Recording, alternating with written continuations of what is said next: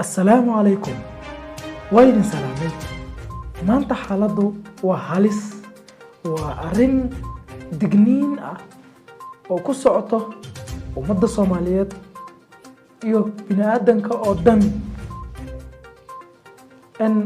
waxa maanta isoo horfariisiyay kaamirada waa arintii xanuunka badnayd oo maalmahan ka socotay ugaarsigii la ugaarsanayay dumarkeena Soomaaliyeed ugaarsigii la ugaarsanayay sida xayawaanadii dumarka Soomaaliyeed haddaanu nahay dhalinyarada Soomaaliyeed arrintan waa arrin aad iyo aad noo xanuunjisa waana ku khasbannahay inaan ka hadalno ma aha inaan afka ka xirano annagoo una gudbinayno digniin fara badan iclaamo fara badan in ay feejignaadaan gabdhaheena Soomaaliyeed meel walba ay ku sugan yihiin sababtoo ah arrintu hadday sidan ku sii socoto waxaan soo wajahayso annagoo dhan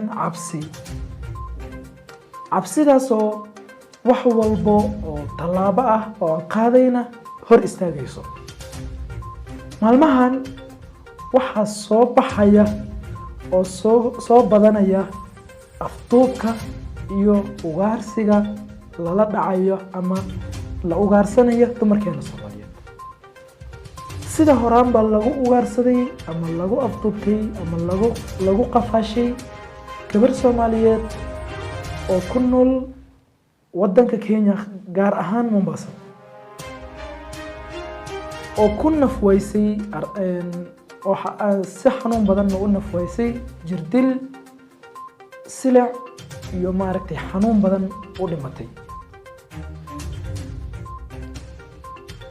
nabigeena sallallahu alayhi wa sallam wuxuu yiri waxa jiri doonta maalin qofka la dilaya sababta loo dilayo uusan aqaanin qofka dilayana sababta uu dilayana uusan aqaanin maalintii waan joognaa maalintii oo nabiga uu noo ballan qaaday uu sheegay waan joognaa waa maanta annaga marka maxaan ugu gudboon oo maaragtay aan sameynaa maxaan laga rabaa inaan sameyno koow waa inaan feejignaan muujinaa dumarkeena Soomaaliyeed meel walbay joogaan iyo raggaba waxaan u sheegayaa inay is ilaaliyaan ay koox ku socdaan oo mid aan loo socon sababtoo ah waxay ka caawinaysaa arrintaas in la ogaado gabadha Soomaaliyeed meel walba ay ku sugan tahay tallaabo inaan ogaano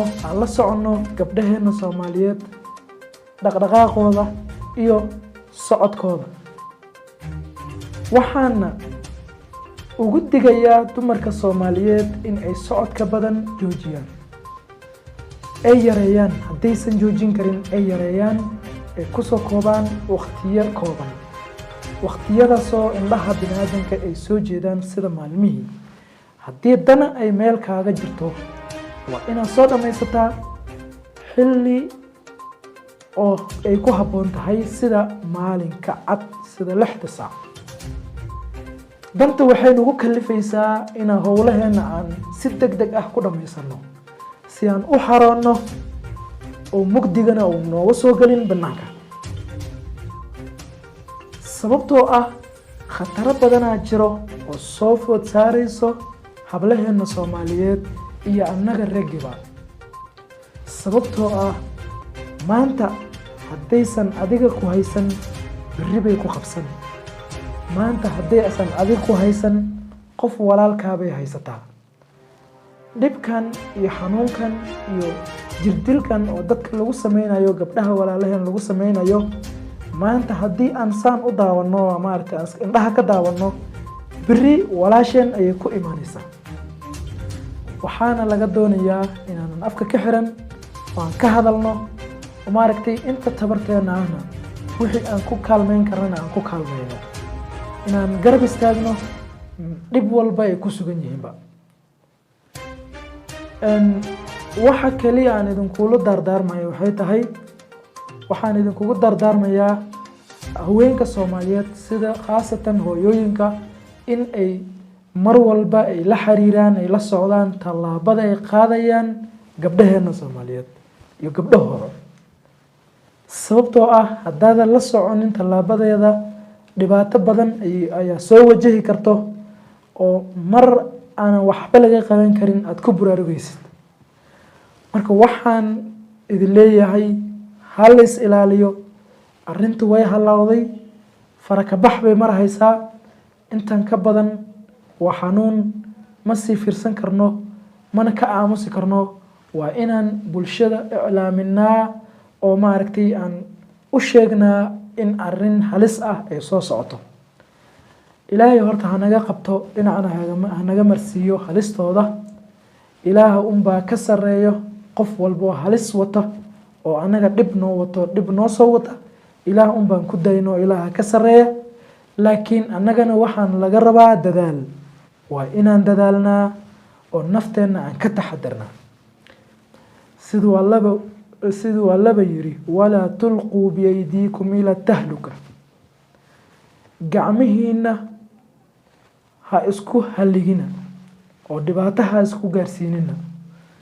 haddaad ogtahay in haddaad socda habeen soconaysid dhibaato kugu soo gaarayso, waxaa kugu habboon ama aad ku khasban tahay inaad ka fogaatid arrintaas oo waqti fiican aad guriga ku xarootid.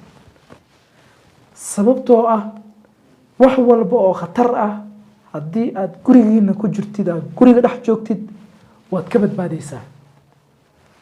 laakiin qadarta rabbi qof hor istaagi kartana ma lahan, cid hor istaagi kartana ma lahan. wixii qadar ah way dhacayaan. rabbi baan ka baryaynaa inuu qadarteena ka dhigin. laakiin annaga waxaa nagu habboon inaan dadaalkeeda yeelano, aan ka dadaalno, aan ka taxadarno. halista way soo badatay, halista way badatay. waxaan bulshada Soomaaliyeed iyo muslimiinta dhan ugu baaqaynaa ama ugu baaqayaa in ay feejignaadaan. waa in aad iska ilaalisaa saaxiibkaaga kugu dhow, qofka garabkaaga socdo yaa waaya, waa inaad iska fiirisaa. sababtoo ah waxaan joognaa zaman qofka kuu dhow uu ku shirqoolayo, qofka ku garab taagan uu dabin kuu maleegayo. laakiin waxaan u sheegayaa qofka saaxiibka xun ah oo saaxiibkiis muslimka ah ama Soomaalida ah dabin u maleegayo, waxaan u sheegayaa in maalin dabinka aad maleegtay aad adiga ku dhici doontid. qofka ugu xanuunka badan oo xanuunka zaa'idka ah dareemi doonana inaad adiga noqon doontid ayaa rajaynaya. taana waa hubaal, arrin aan iska dhahayna maaha. waa arrin hubaal ah oo jirta oo qof walba oo xaasidnimo sameeya oo qof walaalkiis ah ku sameeya dulmiya ay ku dhacayso. sababtoo ah dulanka aad dulminaysid waxay kugu noqonaysaa deen. adiga unbay kugu soo laaban doontaa, adiga unbay hadhow ku xanuunjin doontaa. adigoo hadda dulankaas samaynahaysid oo ku qoslahaysid oo laga yaabo inaad maanta ku faraxsan tahay, qof muslim ah ama gabar muslimad ah oo la xumaynayo oo la jirdilaya aad ku faraxsan tahay oo faa'iido doon aad tahay, waxaa laga yaabaa beri inaad adiga ummadda Soomaaliyeed aad gacmaha soo hordhigatid oo aad dhahdid ii kaalmeeya, ii gargaara, garab isiiya, iga qabta cadow. adoo dhahay sidaa lagu arki doona.